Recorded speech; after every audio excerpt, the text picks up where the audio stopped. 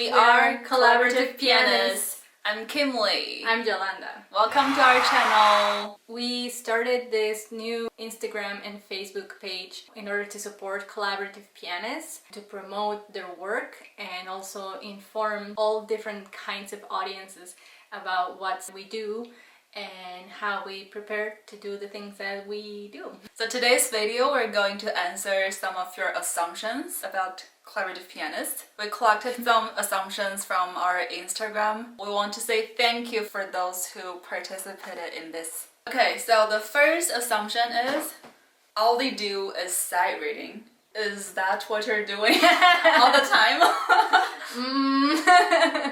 I think this is a very interesting assumption because it's part of what we do. I would say this is the ability that a collaborative pianist has to have. But it doesn't mean that we don't practice.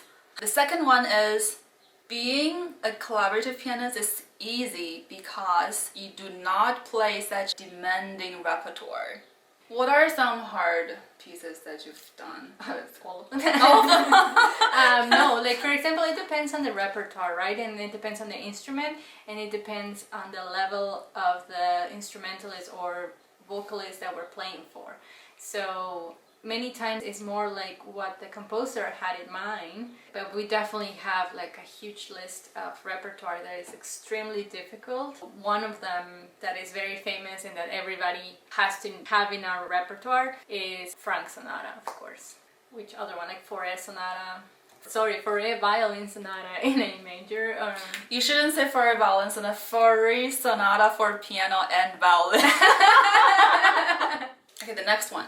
They always have to follow.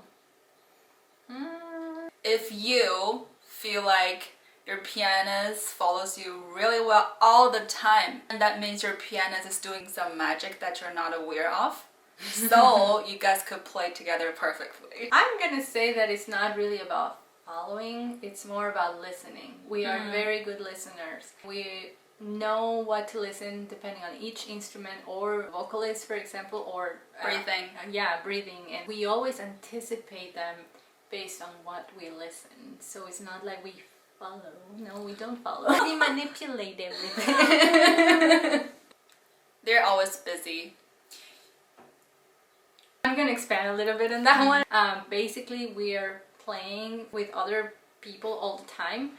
So if you work at an institution, for example, like myself, we start the day playing for a lesson, and then we go to a rehearsal, and then we do a vocal coaching, and then we go to a lesson, and then and it's just like that, and we back don't, to back. Yeah, back to back. So when we get to go to the washroom, it's already a blessing. So yes, and it's hard to find time to eat sometimes. Oh, right? yes. So yeah, always eat, always. Did you eat today, by the way? Nice. Okay, this one. They always have a lot of repertoire to play. So as collaborative pianists, we have different type of repertoire to learn. In general, we have instrumental repertoire, we have vocal repertoire, that's about art songs, and then there's operatic repertoire. And also, language is another big part of our learning. You at least have to know English, of course, and German, Italian, and French. That's the 4 basics. Yeah, right? Those are the 4 basics, and we will talk about this because this is like an hour-long footage of talking about languages and how important they are when you work with vocalists. Oh, collaborative pianists are used to play very different kinds of music. Sometimes music they don't like. I mean, yes. I mean, it's definitely a collaborative pianist just loves to play, period. You have to love what you do because we don't get to pick all the time, you know? I think some pieces are just you don't like them when you first have them in your hand, but the more you know them, the more you love them. Yes. Next one. A great soloist is a great collaborative pianist. I'd say not always, because it just requires a different set of skills. And also, like we just said, you need to have knowledge in language and also poetry, literature. Another thing that is very important for collaborative pianists is that you have to learn music very fast. Okay, next. Collaborative pianists are not valued as much as a solo pianist. I think To some extent, yes. This is the reason why we're starting this. Yes, it also just depends on where in the world you are developing your collaborative piano career. Places that have this conception of what collaborative piano is, they are going to value the collaborative pianist way more, right? Because there's going to be certain knowledge about what we do and what, all of the things that we have to jiggle on. But it's also important that we as collaborative pianists, we always bring our best ability to whoever we're playing with. Of course, yeah. I mean, that's what is expected from us, and that's what we try to do at all times. Yeah, like going back to this, is this an assumption? Maybe in most places around the world it is. It might change. Yeah, we're hoping to change that. Okay, next one. Collaborative pianists don't practice as much. We practice a lot, and often you reach to a point, especially in the professional world, where you don't have the time to practice because you have to play so much.